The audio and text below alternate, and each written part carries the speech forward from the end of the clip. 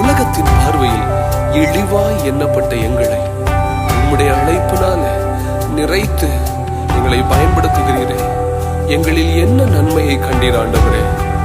ஒன்றுக்கும் பிரயோஜனப்படாத எங்கள் மேல உம்முடைய அழைப்பு, பரம அழைப்பு ஒரு மகுடமா எங்க மேல இருப்பதனால இன்றைக்கும் நாங்கள் நிலை நிற்கிறோம்.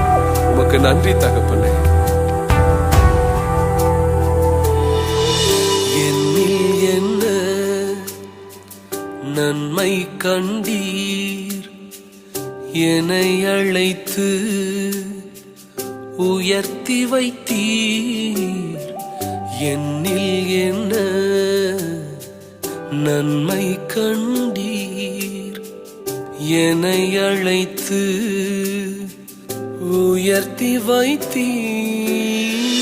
அழியும் என் கைகளை கொண்டு